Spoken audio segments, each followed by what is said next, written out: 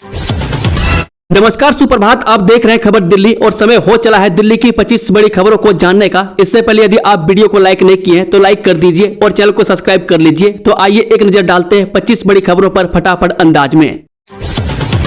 दिल्ली में बढ़ती बिजली की मांग पूरी करने का रास्ता हुआ साफ। सीएम रेखा गुप्ता ने कहा किसानों को मिलेगा उचित मुआवजा।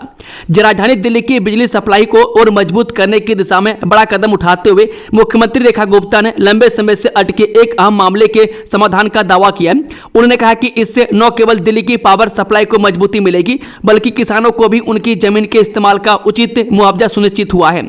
बता दें कि भारत सरकार की company power grid corporation of India limited Rajasthan से दिल्ली तक बिजली पहुंचाने के लिए अंतर्राज्यीय ट्रांसमिशन सिस्टम परियोजना पर काम कर रही है। यह परियोजना उत्तर और उत्तर पश्चिमी दिल्ली के लगभग 20 गांवों से होकर गुजर रही है, जिनमें औचंदी, हरेवली, मुंगेशपुर और कुतुबगढ़ जैसे गांव प्रमुख हैं। नरेला में बड़ा सब स्टेशन भी बनाया जाएगा। इस परियोजना से दिल्ली को पर्याप्त और स्थिर बिजली आपूर्ति सुनिश्चित होगी।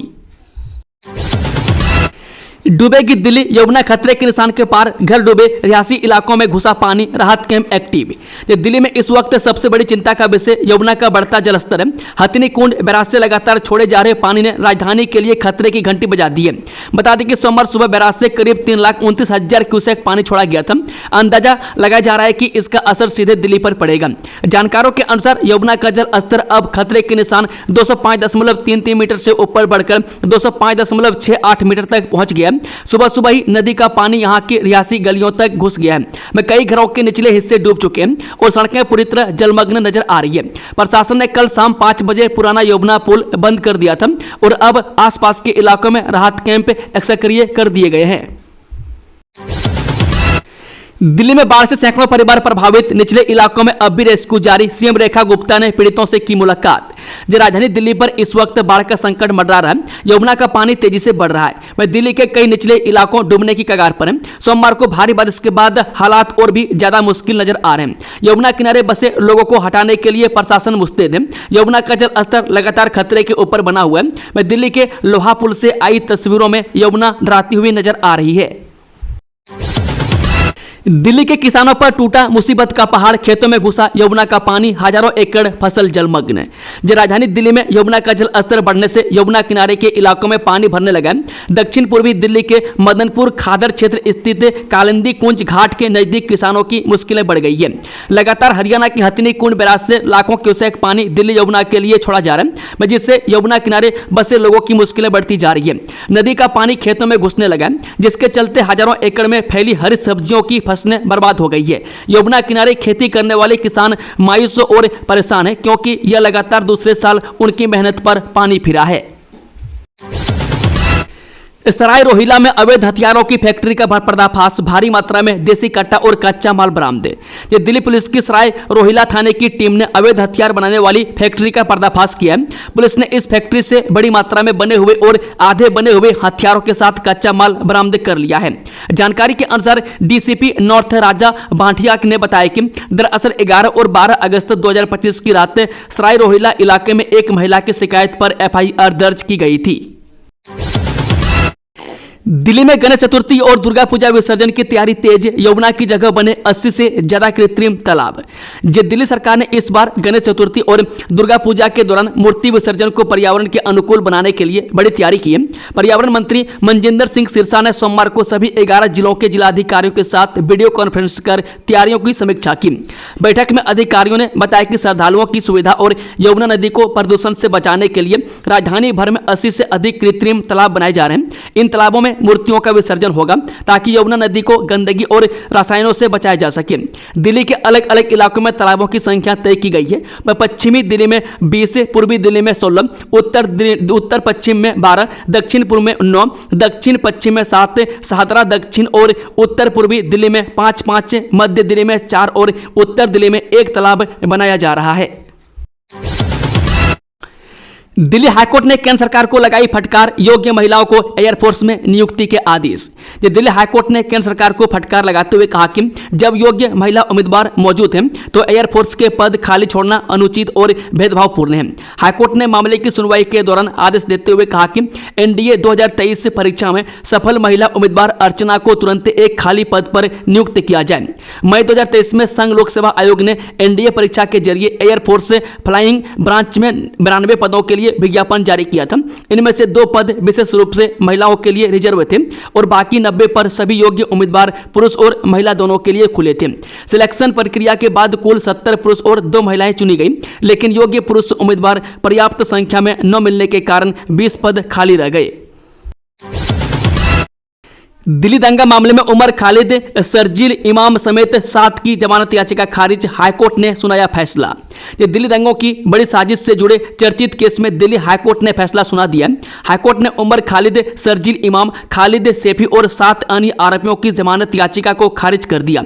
मुख्य आरोपियों की जमानत याचिकाओं पर फैसला जस्टिस नवीन चावला और जस्टिस शालिंदर कौर ने सुनाया। में सभी आरोपियों को जनवरी से सितंबर 2020 के बीच गिरफ्तार किया गया था। इससे पहले मामले की सुनवाई के दौरान उमर खालिद की ओर से सीनियर एडवोकेट त्रिदीप पेश ने दलील दी थी कि सिर्फ व्हाट्सएप ग्रुप में शामिल होना अपराध नहीं है, खासकर जब उन्होंने कोई संदेश नहीं भेजा। उनका कहना था कि खालिद से कोई आपत्तिजनक सामग्री या फंड भी बरामद नहीं हुआ है। मैं 23-24 फरवरी 2020 की रात जो मीटिंग गुप्त बताई जा रही है वह वास्तव में सार्वजनिक थी। फरीदाबाद में जाम से राहत दिलाने को बनेंगे 2 स्लीप रोड, नगर निगम ने प्लान को दी मंजूरी। जब फरीदाबाद में बीके हार्डवेयर रोड पर नेहरू ग्राउंड कट और एनआईटी 1 कट पर जाम से राहत दिलाने के लिए 2 स्लीप रोड बनेंगी। इसके लिए फरीदाबाद नगर निगम प्रशासन ने मंजूरी दे दी है। अगले माह से यहां काम शुरू होने की उम्मीद है। वह बीके हार्डवेयर रोड पर हर रोज हजारों की संख्या में वाहन गुजरते हैं। यहां पर नेहरू ग्राउंड लोहा मंडी के साथ साथ एनआईटी 1 बाजार में भी काफी संख्या में वाहन चालक आते जाते हैं। इस वजह से नेहरू ग्राउंड शौचालय कट और एनआईटी 1 में बीकानेर मिष्ठान भंडार कट से काफी संख्या में वाहनों को आवाजाही होती है। नेहरू ग्राउंड कट के पास ट्रैफिक लाइट भी लगी हुई है। वाहन चालक ट्रैफिक लाइट की वजह से जाम में फंसे रहते हैं। गुरुग्राम में भारी बारिश से नरसिंहपुर में हुआ जलभराव, जीएमडीए ने संभाला मोर्चा। जब गुरुग्राम में लगातार हो रही मूसलाधार बारिश ने शहर के कई हिस्सों में जनजीवन अस्त व्यस्त कर दिया। में दिल्ली गुरुग्राम एक्सप्रेसवे पर स्थित नरसिंहपुर सर्विस लेन पर हालात चिंताजनक बने हुए हैं। जलभराव की गंभीर स्थिति को देखते हुए जिला उपायुक्त अजय कुमार के आदेश अनुसार गुरुग्राम महानगर विकास प्राधिकरण ने मोर्चा संभाल लिया है और जल निकासी के लिए युद्ध स्तर पर काम शुरू कर दिया है। गुरुग्राम की बारिश ने तोड़ दिया इस गांव का 54 साल का पुराना डैम, सड़कों पर कई फीट भरा पानी। गुरुग्राम में कादरपुर गांव में बांध टूटने से अरावली की पहाड़ियों से आया बारिश का पानी सेक्टर 63 तक पहुंच गया, जिससे स्थानीय निवासियों को भारी परेशानियों का सामना करना पड़ रहा है। पानी की तेज धारा इतनी प्रबल थी कि उसे रोकना असंभव हो गया। सड़कों पर कई फीट पानी भर गया, जिससे आवागमन पूरी तरह से बाधित हो गया। कई घरों के सामने से पानी निकला, रास्तों को भी बुरी तरह क्षतिग्रस्त कर दिया है। मौसम की मार, फरीदाबाद में बाढ़ का खतरा, गुरुग्राम में वर्क फ्रॉम होम, सभी स्कूल हुए बंद, आईएमडी का ऑरेंज अलर्ट। दिल्ली एनसीआर में सोमवार को भी बारिश और यमुना में बढ़ते जल स्तर से बने बाढ़ जैसे हालात बन गए। फरीदाबाद में यमुना का जल स्तर लगातार बढ़ने से जिला प्रशासन ने हाई अलर्ट जारी कर दिया है। वहीं मंगलवार से गुरुग्राम में वर्क फॉर होम दिया गया। मौसम विभाग यानी आईएमडी ने मंगलवार को भारी बारिश की चेतावनी देते हुए ऑरेंज अलर्ट जारी किया। एडवाइजरी में कहा गया है कि पूर्वानुमान के मद्देनजर जिले के सभी कॉर्पोरेट कार्यालयों और निजी संस्थाओं को सलाह दी जाती है कि वे अपने कर्मचारियों को घर से काम करने के लिए निर्देशित करें। वहीं जिले के सभी स्कूलों को सलाह दी जाती है कि वे ऑनलाइन कक्षाएं लें। सड़कों पर नहीं मिलेंगे गड्ढे, ड्राइवरों से मिलेगी निजात, 90 करोड़ से होगा क्या कल्प, एनडीएमसी ने बनाई योजनाएं। ये नई दिल्ली क्षेत्र में सड़कों पर अब गड्ढे नहीं मिलेंगे, यही नहीं ड्राइवरों से निजात मिलेगी। एनडीएमसी ने 90 करोड़ रुपये से इन सड़कों को नया रूप देने की योजना बनाई है। इस तरह 1 साल के दौरान देश के वीआईपी इलाकों की 80 से ज्यादा सड़कें बिल्कुल नई शक्ल सूरत में तैयार होंगी। हालांकि नई दिल्ली इलाके की सड़कों की स्थिति पहले से ही काफी अच्छी है। बता दें कि नई दिल्ली क्षेत्र में कई जगह सड़कों पर गड्ढे मुंह जैसे मुंह बाएं खड़े हैं, दरारें और उखड़े हुए हिस्से न सिर्फ बदसूरत तस्वीर पेश करते हैं बल्कि हादसों को न्योता भी देते हैं। मैं सबसे ज्यादा परेशानी रोजाना वाहनों में ऑफिस जाने वालों को उठानी पड़ती है। मैं गाड़ियों का झटका, जाम और धूल, यह सब राजधानी की साख पर दाग जैसा है। सरसों तेल, घी से लेकर कार तक जीएसटी घटने से सब कुछ होगा सस्ता। जानिए क्यों उत्साहित है छोटे व्यापारी। ये देश भर में बढ़ती महंगाई और उपभोक्ताओं की जेब पर पड़ते बोझ के बीच केंद्र सरकार ने जरूरी सामान पर जीएसटी को 12% से घटाकर 5% करने का प्रस्ताव रखा है। इस प्रस्ताव ने न सिर्फ उपभोक्ताओं बल्कि छोटे व्यापारियों से लेकर बड़े कारोबारी समूहों तक सभी को नई उम्मीद दी है। गाजियाबाद से लेकर दिल्ली एनसीआर तक किराना दुकानों के मालिकों का कहना है कि अगर सरकार यह फैसला लागू करती है तो सरसों का तेल, घी, बादाम, नमकीन जैसे रोजमर्रा के सामान काफी सस्ते हो जाएंगे।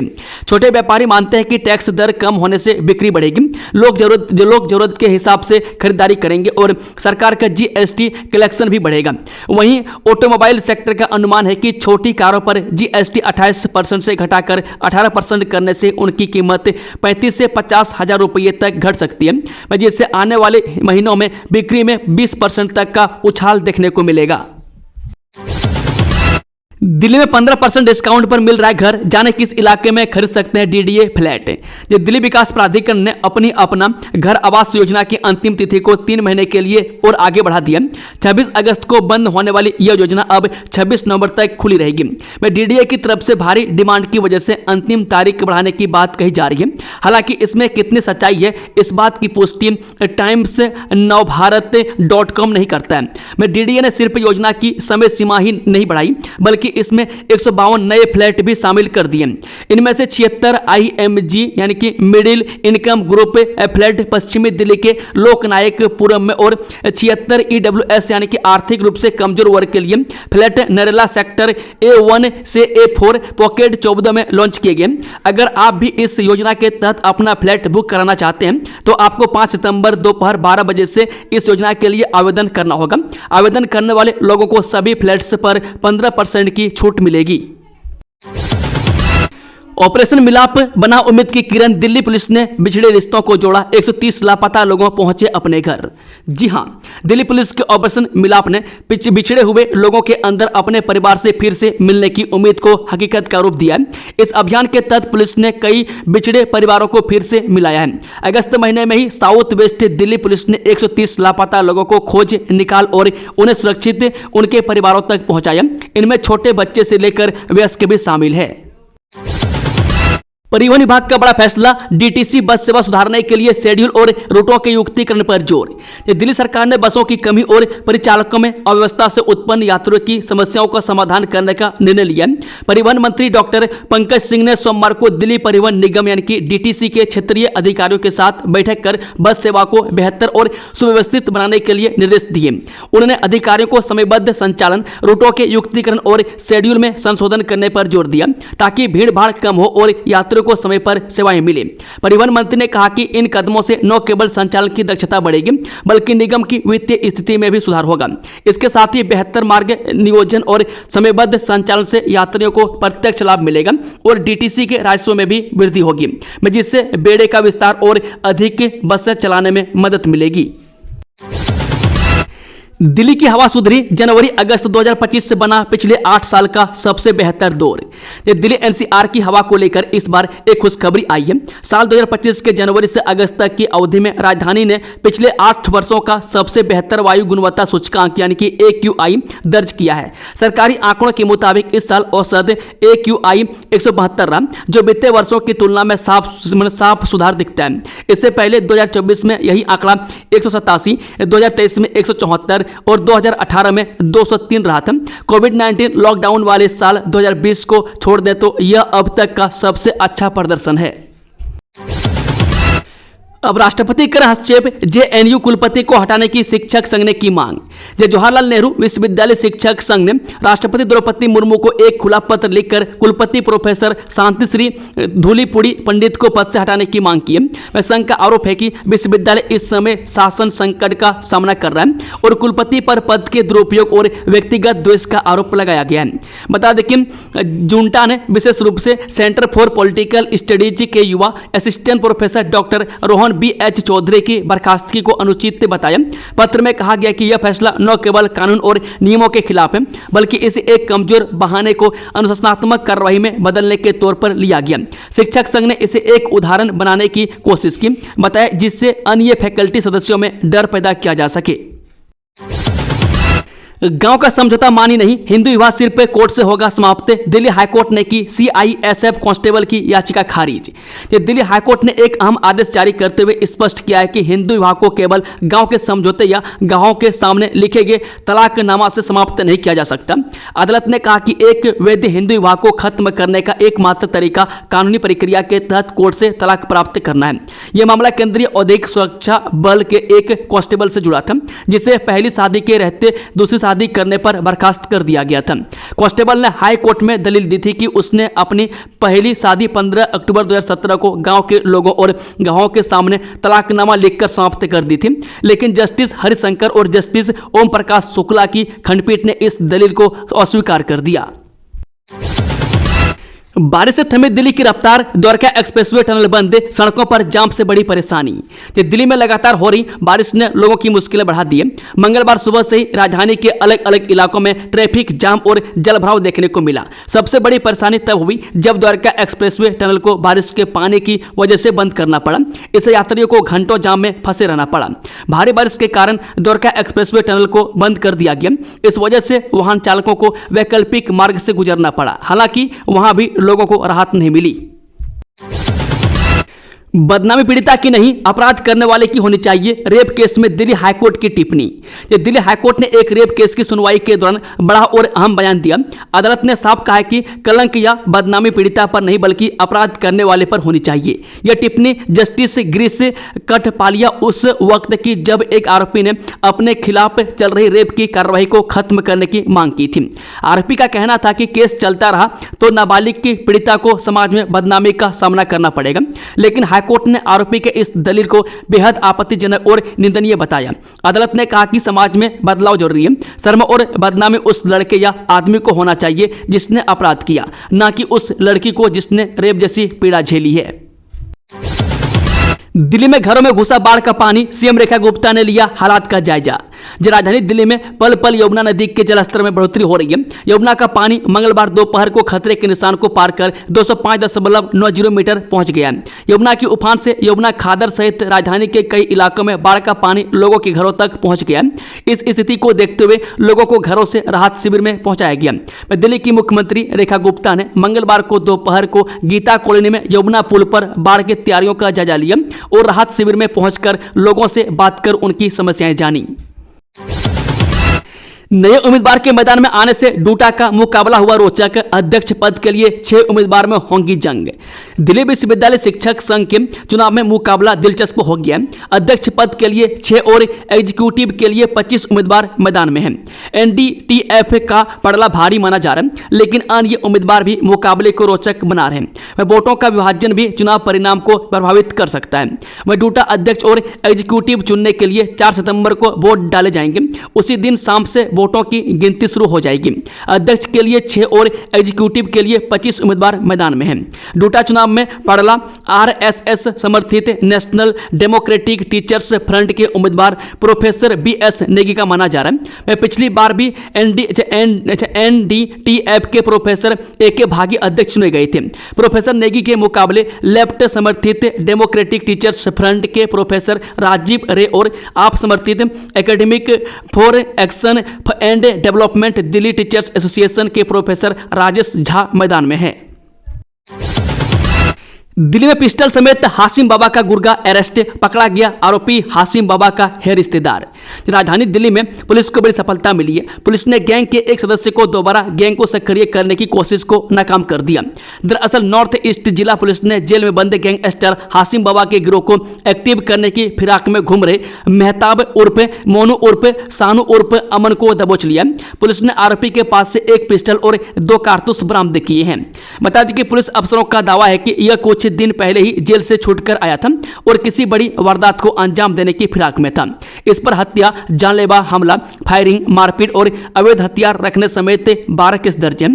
पुलिस अफसर ने बताया कि स्पेशल स्टाफ की टीम 29 अगस्त को इलाके में पेट्रोलिंग कर रही थी।